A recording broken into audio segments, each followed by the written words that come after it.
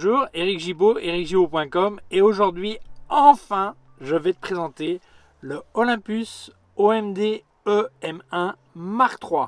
Allez, c'est parti. Alors tout d'abord, merci à Olympus Espagne qui a enfin pu m'envoyer l'appareil photo. Alors non seulement cet appareil photo, mais aussi cet objectif, le 40-150 mm 2.8 Pro et le 45 mm 1.2 Pro qui auront une vidéo séparée pour les présenter, puisque beaucoup de gens m'ont demandé l'information dessus.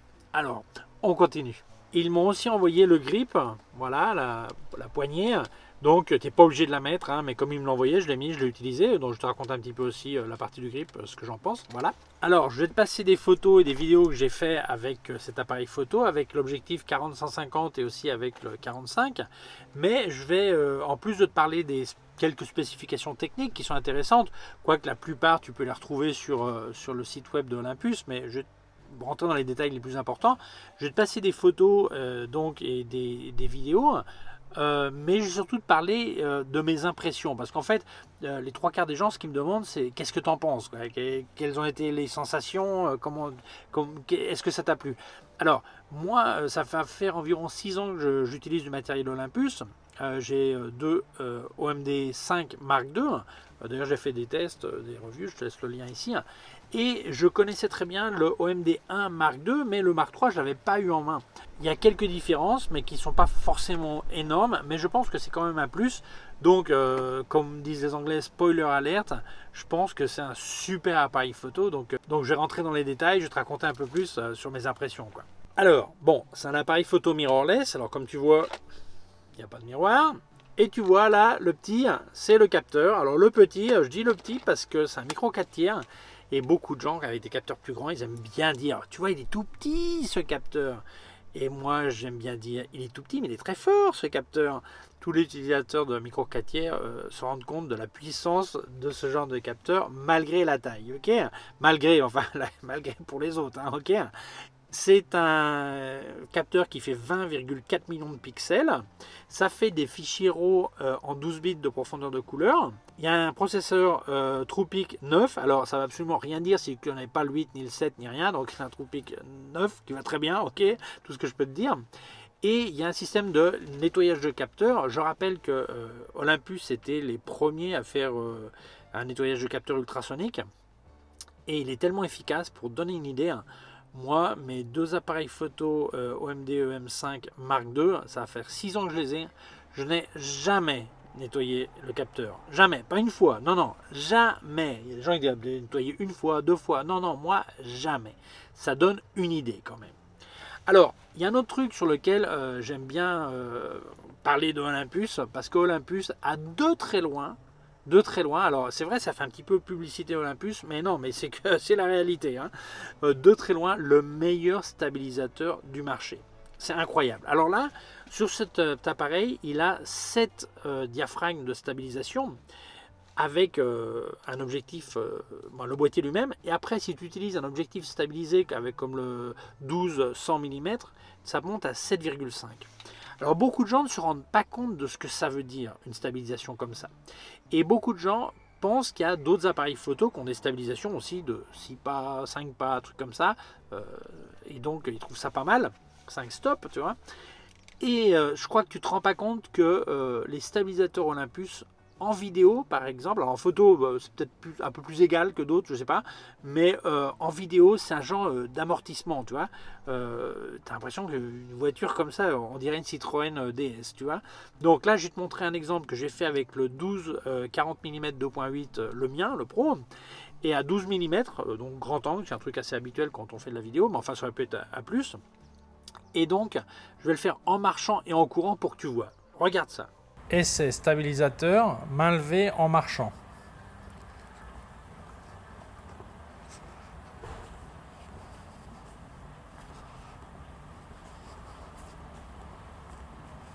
Essai stabilisateur, main levée en courant.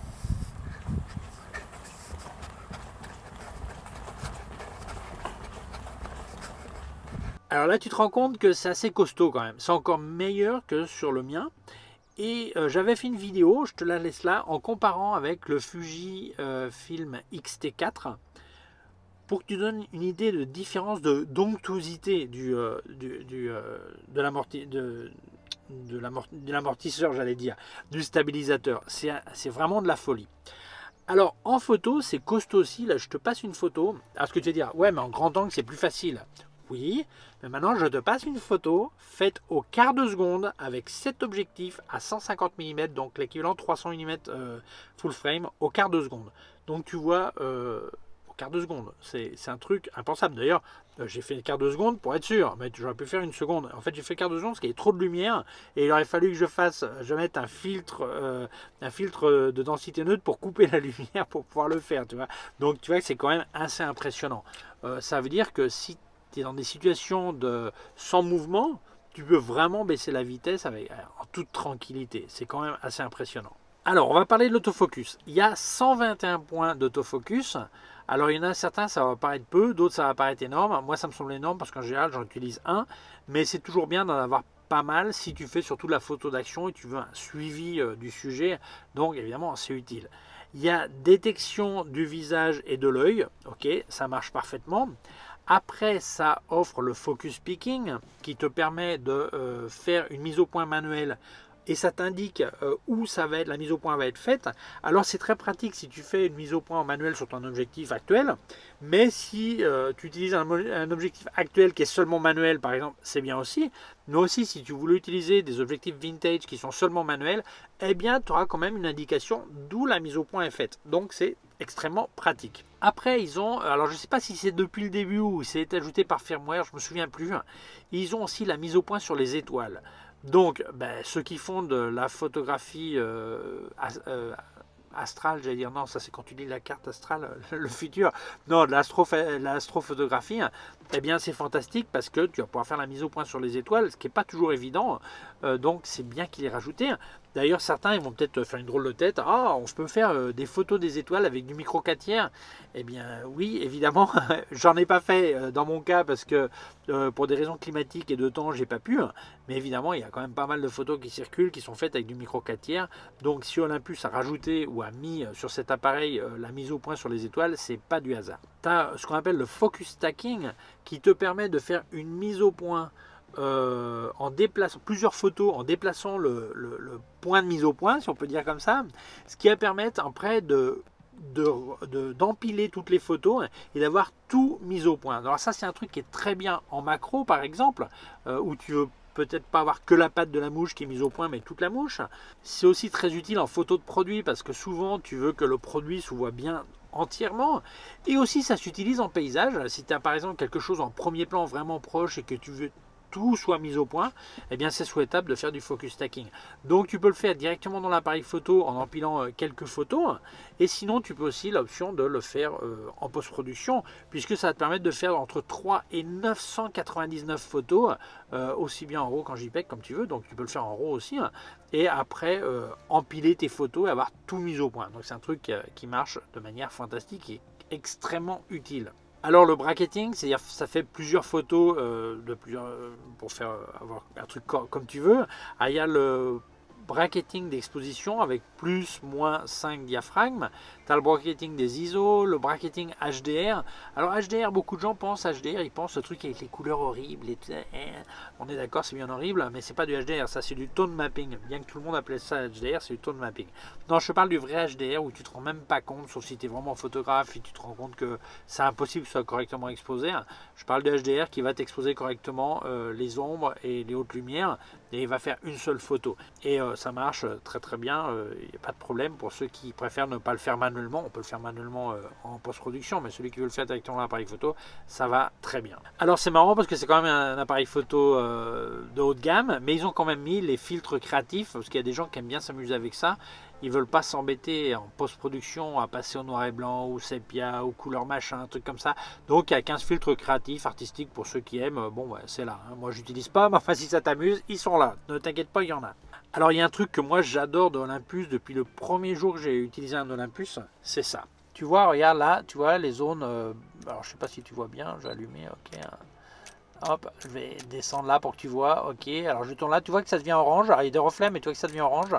Ben, ce qui est orange, c'est surexposé. Ok. Et par contre, si je vais de l'autre côté, hein, hop, hop, hop, tu vas voir, ça va devenir bleu. Eh bien, ce qui est bleu là, tu vois, c'est sous-exposé. C'est-à-dire que c'est impossible de louper ton exposition avec, en général, un mirrorless. Mais avec Olympus, c'est vraiment... moi, ce que j'adore, c'est que c'est au lieu d'être des zébras, comme font certains mirrorless, ce sont des zones. Et donc, avant de faire ta photo, tu sais exactement si ça va être surexposé ou sous-exposé et quel endroit. Donc, tu ne peux pas louper ton exposition photo avant d'appuyer sur le bouton. C'est impossible. C'est-à-dire que, évidemment, il faut les avoir activés. Alors, pour les activer, j'avais fait une vidéo qui expliquait comment ça marchait. Je te laisse le lien là.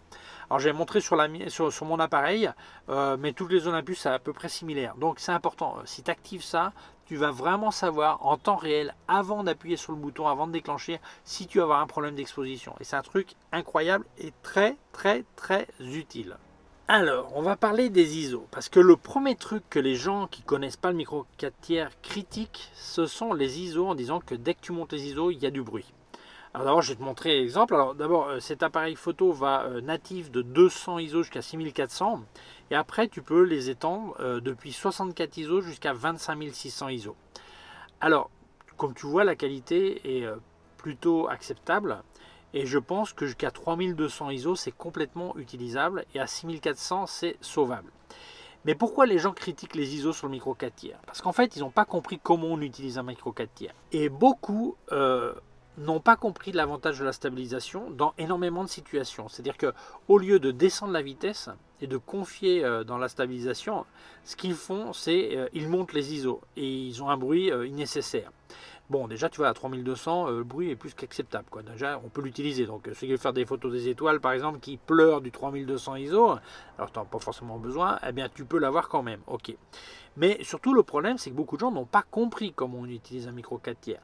Alors, c'est vrai que si c'est de la photo d'action, dans ce cas-là, tu ne peux pas descendre la vitesse infiniment. Si tu es en train de faire un match de foot, de basket par exemple, ben, tu ne vas pas pouvoir descendre la vitesse. Donc tu seras bien obligé de monter les ISO. Mais je te garantis que dans une salle omnisport correctement éclairée pour du basket, éclairé normal, à 3200 ISO et la vitesse minimum nécessaire, tu ne vas pas avoir de problème pour faire des photos. Tu vois. Donc je pense qu'il y a énormément d'exagération. Il faudrait que les gens ils apprennent à l'utiliser. Alors pour te donner une idée du public de ce genre d'appareil photo, bien que tout le monde peut en avoir un comme ça, l'espérance de vie de l'obturateur est de 400 000 photos. Oui, 400 000, t'as entendu, oui, 400 000. Donc c'est vraiment costaud. Après, la vitesse d'obturation depuis 60 secondes, alors beaucoup d'appareils photo commencent à 30 secondes, au maximum 30 secondes avant de passer en bulbe, là c'est 60 secondes, jusqu'à 1,8 millième de seconde si tu es en obturateur mécanique. En électronique, c'est 1,32 millième de seconde.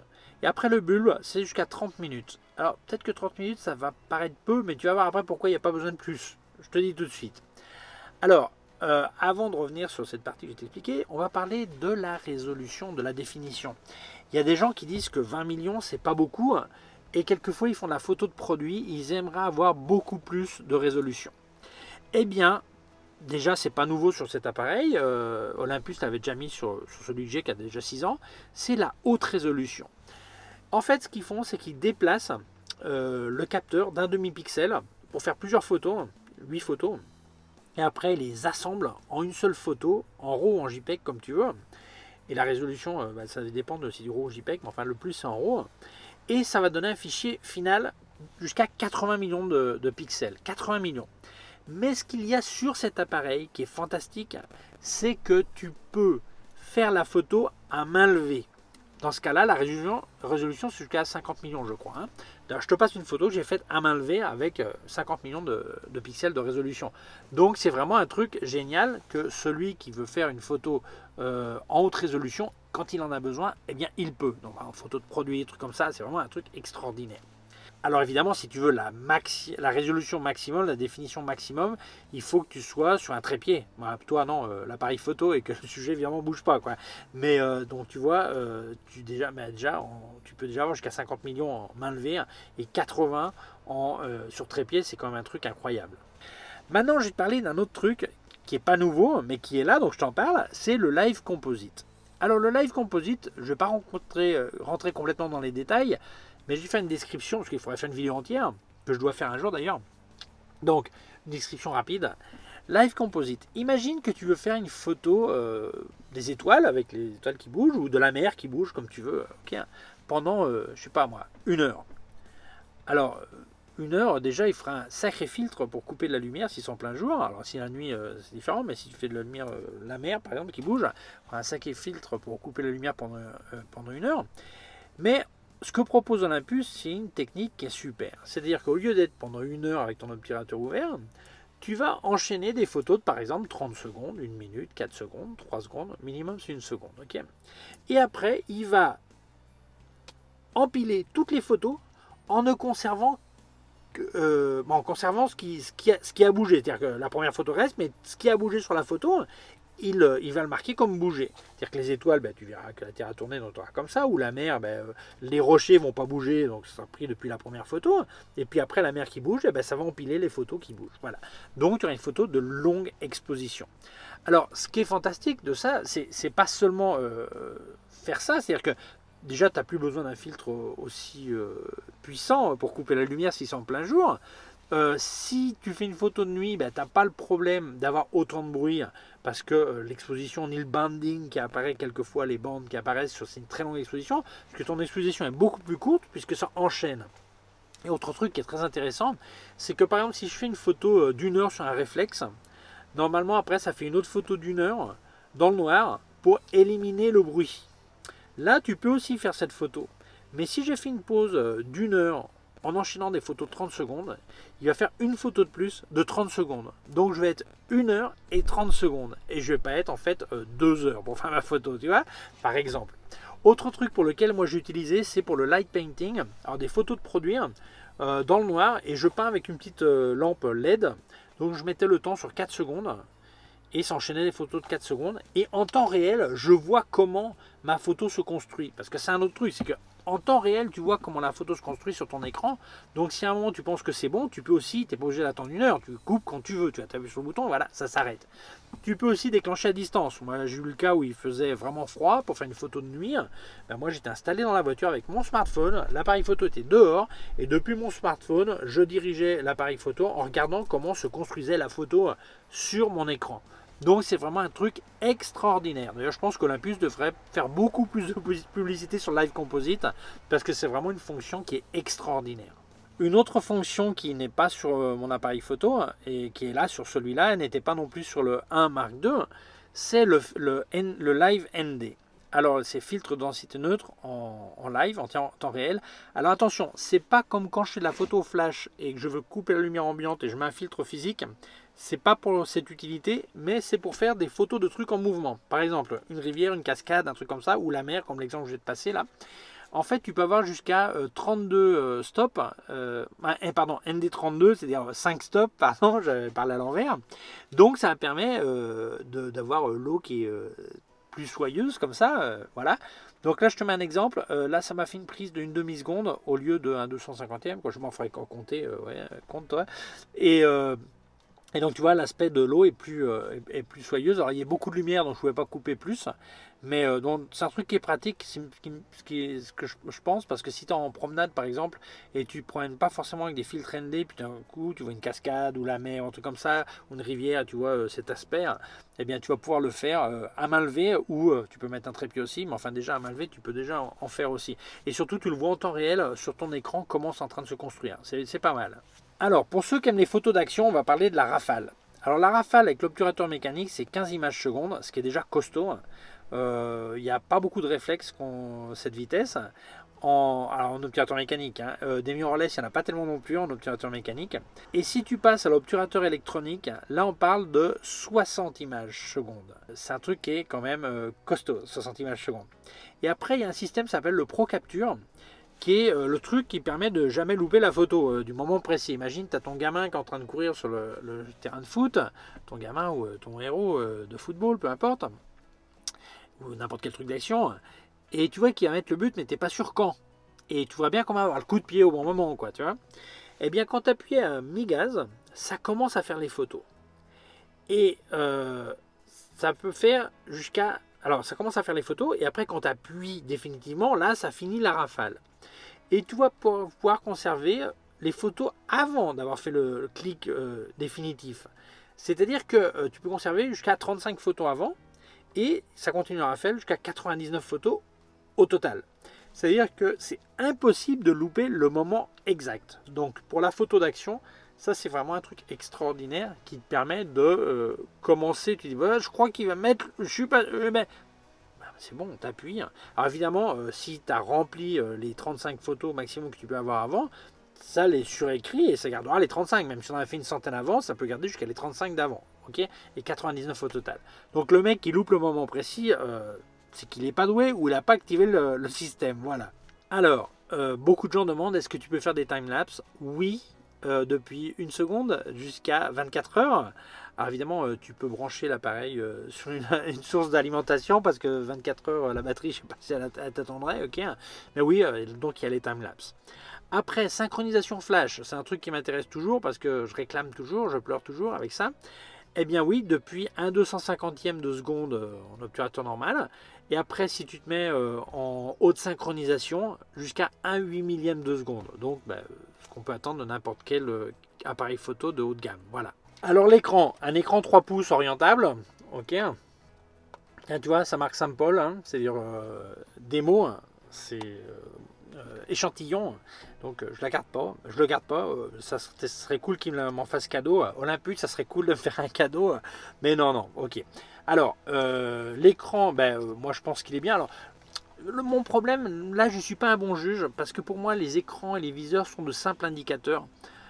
Donc je me plains rarement des écrans. Il faut vraiment qu'ils soient nuls pour que je me plaigne ou d'un viseur soit vraiment nul pour que je me plaigne. Pour moi, ça reste un simple truc pour indiquer mon cadrage plus qu'autre chose, tu vois. Donc j'ai pas besoin de voir comme si c'est à travers une fenêtre. Mais c'est vrai, je pense que j'ai vu des viseurs meilleurs, plus proches de la réalité et moins cet aspect viseur électronique. Mais dans mon cas, ça me dérange pas. Mais je comprends qu'il y a peut-être des gens, ça peut les déranger. Je pense que le viseur pourrait être un peu mieux, mais enfin, tout peut être toujours un peu mieux. Mais dans mon cas, ça me dérange pas. Puisqu'on est là, on va parler de l'ergonomie. Alors, la prise en main est superbe. Superbe. Moi, j'ai pas une main ni petite ni grande, dans la moyenne, peut-être un peu plus petite que la moyenne, je sais pas. Et la prise en main est superbe. Alors, les boutons tombent parfaitement. D'ailleurs, quand j'ai fait les photos de nuit pour les tests des ISO dans le noir, parce que les boutons sont pas rétroéclairés, ça aurait été cool. Ben, ça boufferait de la batterie, hein, mais enfin bon. Sans problème, j'ai touché les boutons sans me perdre. Hein, tu as un bouton exprès pour les ISO et tout ça. Alors les boutons sont programmables, hein, tu peux changer les trucs. Bon, voilà, c'est cool, il y a des boutons un peu partout, c'est nickel, tu vois.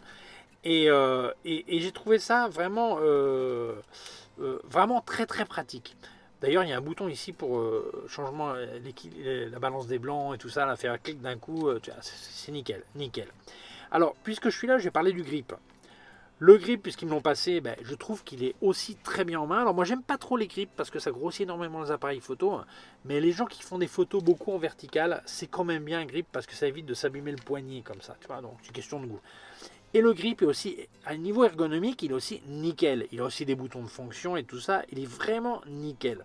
Le seul petit reproche, parce que je ne vais pas féliciter tout le temps, il y a aussi des trucs qui pourraient être améliorables, c'est que le grip, là je vais te sortir la batterie, il n'y a qu'une batterie dedans. L'autre batterie elle est dans le boîtier.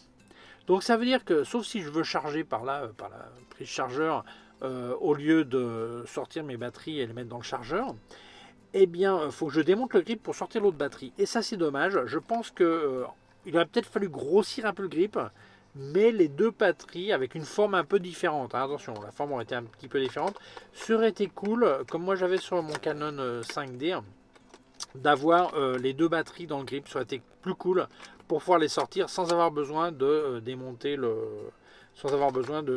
démonter le grip. Mais bon, hein, on va pas pleurer. Mais sinon, la prise en main est vraiment superbe. Tu vois, tout est protégé. Alors, j'en profite pour signaler, il est protégé contre la pluie, la poussière, jusqu'à moins 10 degrés de température. Quand tu vois toutes les petites trappes, c'est tout, c'est tout protégé. Hein. Mince, pardon. J'avais du mal à ouvrir parce que je prenais pas où. Tu vois, bon, après, je te dirai les connectivités qu'il y a, mais c'est nickel. Après, il y a pareil, double carte mémoire, double carte SD, voilà, qui est là, tu vois. Non, non, c'est vraiment nickel de chez nickel. C'est un truc, tu l'as en main, c'est super agréable. Moi, je trouve que les boutons sont vraiment nickel, super bien placés. Alors, le bouton d'enregistrement, par exemple, il est là. Il y a un bouton exprès pour les ISO. Les boutons, en plus, sont configurables si tu veux.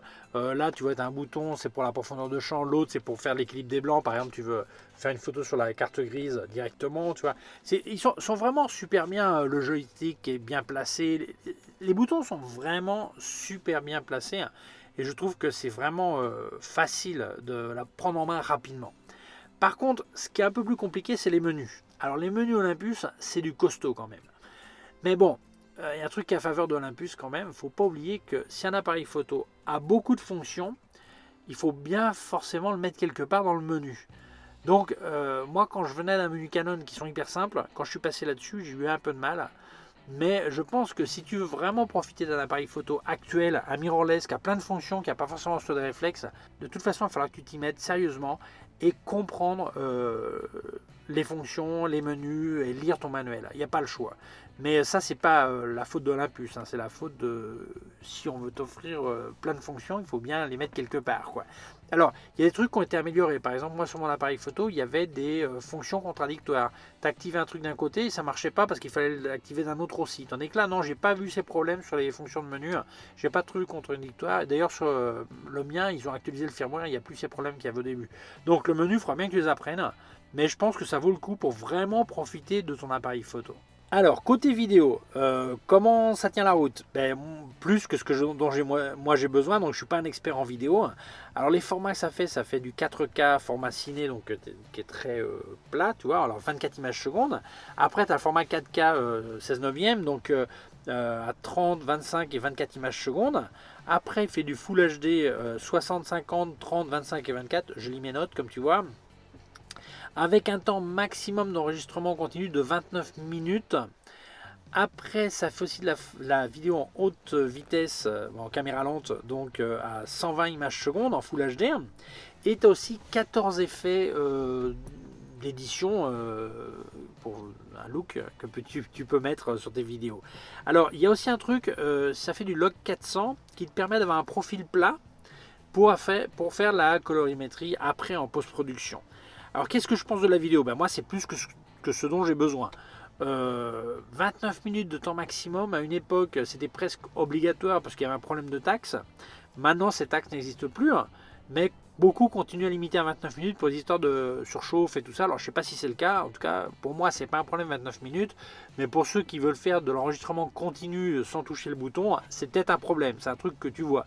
Mais par exemple, moi, c'est un truc que je reproche un petit peu à certains Fujifilm qui limitent à 15 minutes même, tu vois. Donc, bon, 30 minutes, c'est à toi de voir. Je pense que celui qui achète ce genre d'appareil, sa priorité, c'est pas forcément la vidéo. Donc, je pense que c'est pas mal ce qu'ils offrent. Alors, les cartes mémoire. Alors, deux cartes mémoire, ça supporte USH 1 et 2.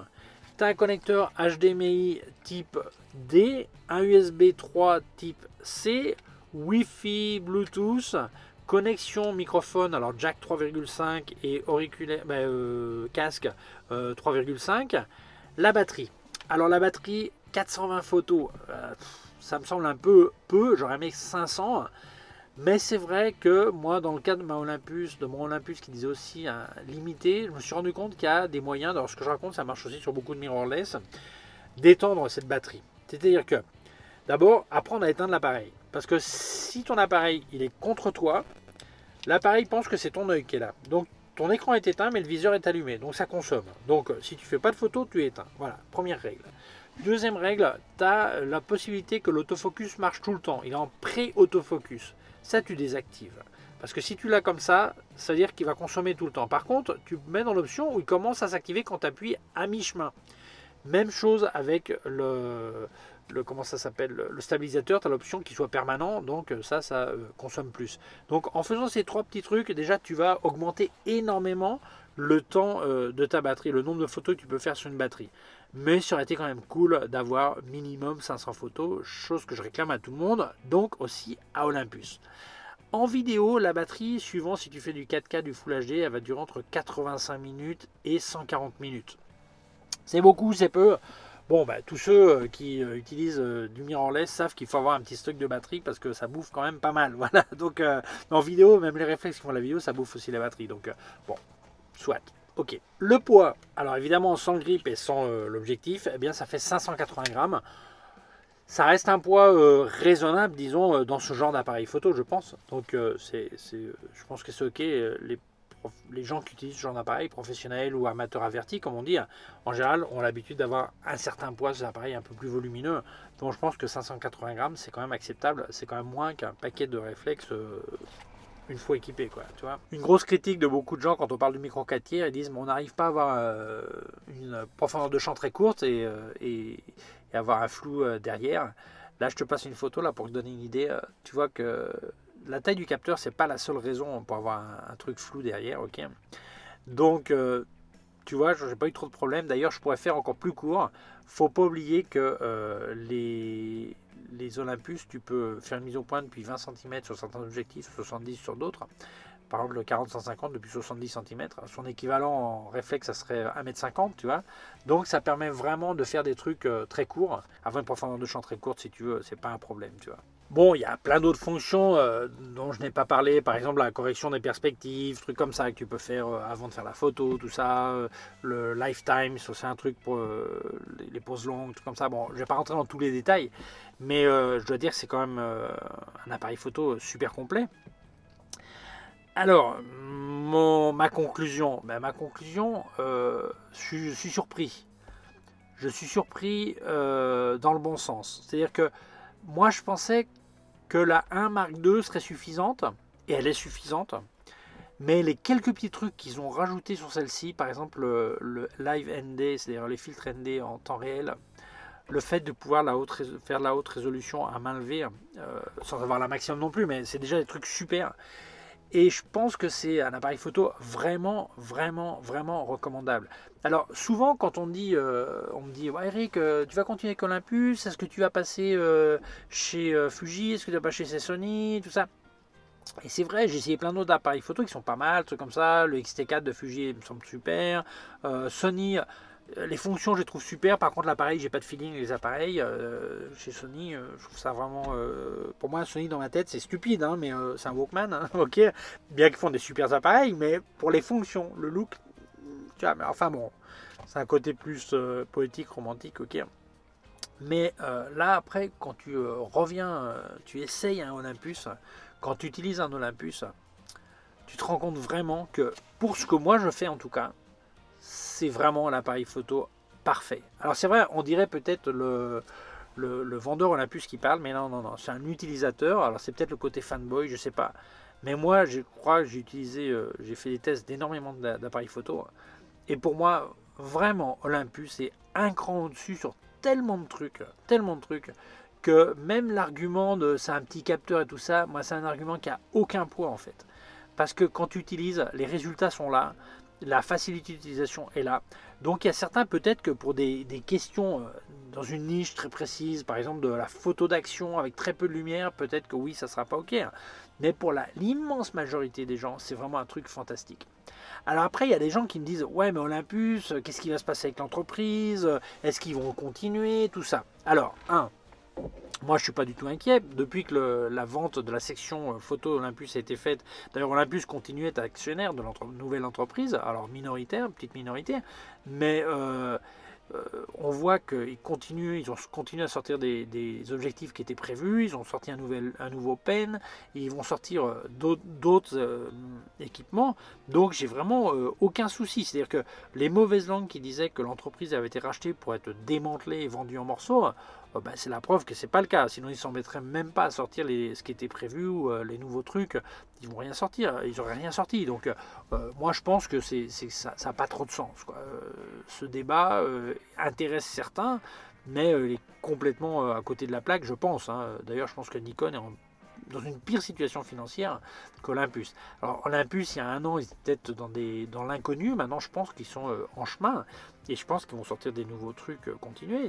Et ça va marcher. Donc, moi, je pense que c'est pas un argument pour ne pas acheter du Olympus. Tu vois.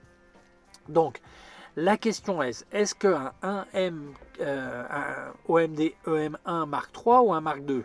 Alors, si tu ne peux pas te permettre le MK3, je pense que le Mark II est bien. Si tu peux permettre le MK3, il y a des petites fonctions supplémentaires qui me semblent intéressantes, qui sont pas mal, et si tu peux les avoir, bah, autant l'avoir directement. La mise au point sur les étoiles, trucs comme ça, tu vois. Je pense qu'il y a des trucs qui sont pas mal. Et tant qu'acheter du neuf, bah, si tu achètes un récent, bah, au niveau de la valeur marché, ça va durer plus longtemps. Et puis l'attendre encore pour 10 ans. Alors Olympus va me tuer s'il dit mais qu'est-ce que tu dis que l'appareil photo ils vont le garder 10 ans, mais on voulait leur vendre un Mark 4 après. Bah ouais, bah, je le dis quand même, hein, c'est pas grave monsieur Olympus. Donc je pense que non, il n'y a pas de problème. Si tu peux pas te permettre le Mark 3, le Mark 1, le Mark 2 pardon, me semble excellent, le OMD 1 Mark 2, si on compare dans la même gamme. Et le Mark 3 est extraordinaire, hein. Je pense que c'est vraiment un super appareil photo. Complètement recommandable, tu vois, complètement recommandable, sans réserve, quoi. Et je pense que ce que je disais avant, sauf des cas très particuliers d'utilisation, la grande majorité des gens avec un appareil photo comme ça, ils peuvent vraiment faire de tout, de tout. Alors, je ferai une vidéo à part du 40-150 2.8 et du 45 1.2 que des gens me demandent. Alors, merci beaucoup à Olympus Espagne, Tito Garcia qui me l'a fait parvenir. Merci à Thierry Bourg de Olympus France qui m'a aussi filé un coup de main parce qu'il y a des petits retards au niveau de l'Espagne, donc ils ont parlé entre eux et puis ça a filé un coup de main. Je connais aussi les ambassadeurs Olympus francophones, donc je leur dis bonjour aussi. Bon, mais j'espère que cette vidéo t'a plu. Si tu penses que ça peut intéresser d'autres personnes, je t'invite à la partager sur les réseaux sociaux. Si tu ne l'as pas encore fait, je t'invite à t'abonner à ma chaîne YouTube. Il y a un petit bouton par là, une clochette. Si tu appuies sur la clochette, tu recevras un avis quand je remonte une nouvelle vidéo. Mon site web ericgibaud.com/fr pour la version en français. Mes cours de photographie en vidéo, ericgibaud.com/fr/cours en ligne. Si tu as une quelconque question, tu peux laisser un commentaire dessous. Je te laisse aussi les liens de mon matériel sur Amazon, aussi des liens vers d'autres sections de ma chaîne YouTube. Et si tu veux, je te laisse un lien de mon compte PayPal si tu veux faire un don. Merci beaucoup à toi, prends soin de toi et à très bientôt. Ciao.